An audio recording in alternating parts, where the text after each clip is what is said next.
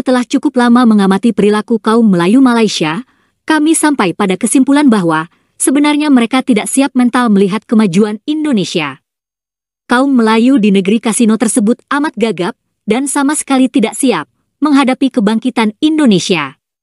Itu sebabnya mereka bersikap aneh dan argumen mereka kacau balau saat berdebat dengan netizen Indonesia. Video kali ini akan menjelaskan kenapa kaum Melayu Malaysia amat grogi atau kelabakan menghadapi kemajuan Indonesia. Dan kami akan memulainya dengan menjelaskan sosok sebenarnya negara Malaysia itu sendiri. Karena hal ini juga berkaitan dengan sikap kaum Melayu Malaysia yang seperti bingung mencari identitas dan serba gagap melihat Indonesia. Nah, video berikut ini akan memperlihatkan siapa sebenarnya negara Malaysia itu. Marilah kita simak. Insiden ini sudah tentu kalau ditanya apakah polis ada keupayaan untuk mengurus, tentu polis ni 216 tahun umur dia. Polis ni 216 tahun umur dia dan dia punya pengalaman yang luas. Jadi berdasarkan kepada insiden seperti ini, maka polis kita bangunkan profil lengkap. Bagaimana cara kita nak mitigate elemen-elemen seperti ini supaya dia tidak berkembang subur. Video tadi merupakan pembahasan di parlemen tentang serangan terhadap kantor polisi Ulu Tiram, Johor, pada Mei lalu. Menteri Dalam Negeri Saifuddin Nasution menjelaskan cara mengantisipasi serangan seperti itu. Dari namanya saja terlihat, jelas sekali Saifuddin adalah keturunan Batak. Jadi, ia sebenarnya Melayu palsu karena semua suku dari Nusantara disebut Melayu di Malaysia. Yang menarik bagi kami, Saifuddin menyebut bahwa kepolisian Malaysia telah berusia 216 tahun. Ini berarti kepolisian Malaysia telah lahir sebelum Malaysia merdeka. Tapi Saifuddin tampaknya juga keliru. Usia tersebut adalah usia tahun lalu. Dan saat ini, kepolisian Malaysia sebenarnya telah berusia 217 tahun. Karena kepolisian Malaysia lahir pada 25 Maret 1807 di zaman pemerintahan British. Dari umur kepolisian Malaysia itu, kita jadi tahu sosok sebenarnya negara Malaysia. Hal itulah yang membedakan dengan Indonesia. Negara Indonesia dibuat sendiri oleh bangsa Indonesia. Konstitusinya pun dibuat sendiri oleh bangsa Indonesia dan menggunakan bahasa Indonesia. Adapun negara Malaysia dibuatkan oleh British. Konstitusinya juga dibuat oleh British dan sampai sekarang juga masih menggunakan bahasa Inggris. Di Indonesia, semua tatanan warisan Belanda dihancurkan, lalu diganti dengan tatanan baru. Karena itulah di Indonesia tidak ada institusi negara yang lahir sebelum 17 Agustus tahun 1945 saat Indonesia merdeka. Semua institusi negara lahir setelah Indonesia merdeka, termasuk Kepolisian Indonesia dan juga Tentara Nasional Indonesia. Karena itulah, usianya juga relatif lebih muda jika dibanding dengan institusi yang sama di Malaysia. Kebanyakan, institusi negara Malaysia hanya meneruskan tatanan British. Bahkan sampai tahun 1966, kepolisian Malaysia masih dipimpin Tuan British.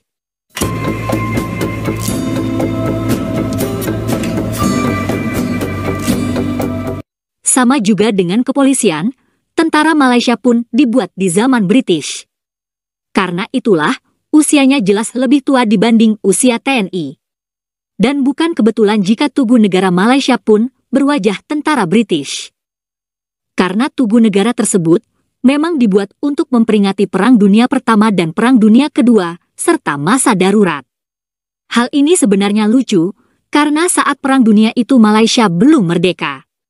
Tapi itulah Malaysia.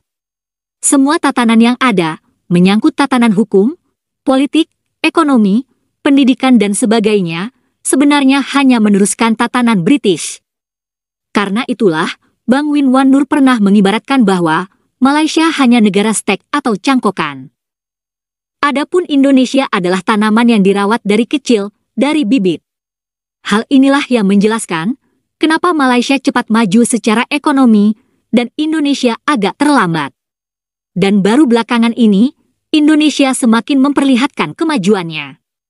Indonesia semakin bangkit dan semakin besar.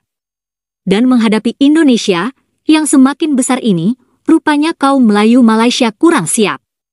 Mereka gagap menghadapi kemajuan Indonesia. Sikap kaum Melayu yang kelabakan itu terlihat dari komentar mereka yang aneh di media sosial.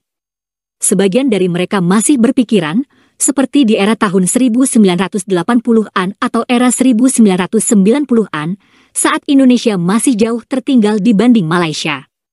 Sebagian mereka masih bersikap sombong, angkuh, dan amat merendahkan bangsa Indonesia. Lihat ada dua faktor yang menyebabkan kaum Melayu negeri Kasino bersikap sombong dan sering merendahkan bangsa Indonesia. Yang pertama adalah propaganda Melayu yang menyebabkan kaum Melayu Malaysia seolah-olah menjadi bangsa besar dan hebat. Propaganda ini dilakukan bertahun-tahun, antara lain lewat konsep alam Melayu. Selain untuk menandingi kaum Cina di Malaysia, propaganda itu juga bertujuan untuk mengklaim budaya di Nusantara. Dan tujuan yang lain adalah buat menutupi sejarah bahwa kaum Melayu di negeri Kasino sebenarnya pengkhianat Nusantara. Mereka tidak pernah berjuang mengusir penjajah dari Nusantara. Mungkin, di mata kaum Melayu Malaysia, tampaknya sikap memuja penjajah bukanlah perbuatan yang hina. Itulah yang menyebabkan kaum Melayu Malaysia merasa tetap hebat. Karena mereka sebenarnya kurang menyadari bahwa negara mereka hanyalah buatan British. Faktor kedua adalah kemajuan ekonomi. Inilah yang menyebabkan kaum Melayu Malaysia sering menghina bangsa Indonesia. Karena nyatanya, memang banyak orang Indonesia yang mencari rezeki di Malaysia. Tapi sikap sombong kaum Melayu Malaysia itu semestinya tidak muncul apabila mereka menyadari bahwa penjajah Britishlah yang mula-mula menata Malaysia. Selain itu, peran kaum Cina dan India juga amat besar dalam memajukan perekonomian Malaysia. Karena itulah, umumnya mereka jauh lebih kaya dibanding dengan kaum Melayu Malaysia. Jangan lupa pula, kemajuan ekonomi Malaysia juga banyak disokong oleh hasil minyak dan gas dari Sabah dan Sarawak. Jadi, kemajuan perekonomian Malaysia sebenarnya bukan prestasi kaum Melayu di sana. Kaum Melayu negeri Kasino seharusnya menyadari semua itu. Dan kami juga mau mengingatkan bahwa roda zaman terus berputar. Indonesia pun akan terus berkembang.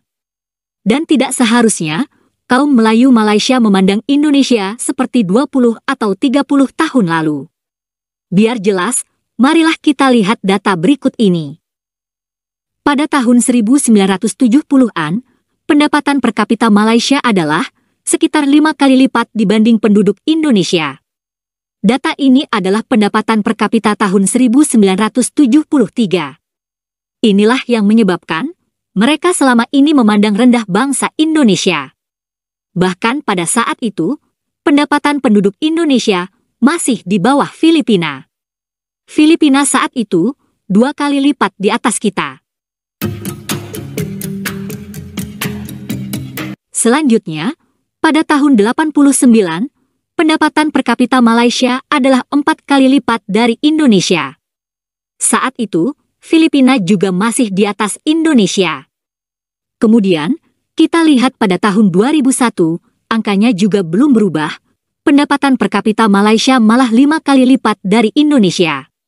Filipina pun masih di atas kita, walaupun selisihnya mulai kecil. Tapi 10 tahun kemudian, rupanya ada perbedaan. Pada tahun 2009, pendapatan per kapita Malaysia hanya 3 kali lipat dari Indonesia. Dan saat itu, Indonesia mulai menyalip Filipina. Lalu, lihatlah 10 tahun berikutnya, pendapatan penduduk Malaysia hanya 2,5 kali lipat. Dan Indonesia semakin meninggalkan Filipina.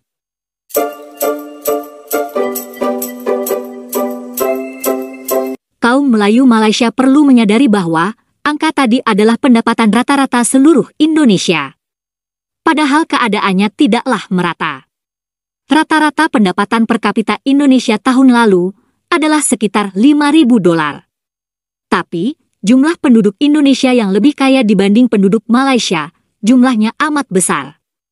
Sebanyak 50 juta saja penduduk terkaya Indonesia, itu sudah melebihi jumlah penduduk Malaysia. Dan mereka itu jauh lebih kaya dibanding semua kaum Melayu Malaysia. Cobalah kita lihat data ini. Rata-rata pendapatan per kapita Indonesia tahun lalu adalah sekitar $5.000. Nah, di pendapatan per kapita penduduk Jakarta adalah $21.000. Dan angka ini 2 kali lipat pendapatan per kapita penduduk Malaysia. Jadi, tidaklah semua penduduk Indonesia miskin. Umumnya, kaum Melayu negeri Kasino juga berpikir bahwa kekayaan Indonesia terkumpul di Jawa. Nah, pendapatan per kapita di Jawa tapi di luar Jakarta justru di bawah rata-rata nasional. Banten, Jawa Barat, Jawa Timur, Jawa Tengah dan sebagainya. Semuanya rendah.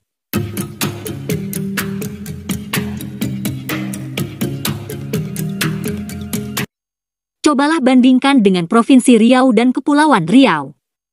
Pendapatan per kapita mereka jauh lebih tinggi. Bandingkan juga dengan Kalimantan Timur dan Kalimantan Utara. Bahkan pendapatan per kapita di Sulawesi Tenggara jauh lebih tinggi dibanding provinsi di Jawa. Jadi, Indonesia akan terus berkembang. Dan sebaiknya kaum Melayu Malaysia perlu menyadari bahwa memaksakan perspektif kemelayuan pada Indonesia hanya akan mengundang pertikaian terus-menerus. Kaum Melayu negeri Kasino, apakah tidak paham betapa kesalnya bangsa Indonesia karena wilayah Indonesia dianggap sebagai wilayah alam Melayu? Terima kasih sudah menonton sajian kami, sampai jumpa lagi.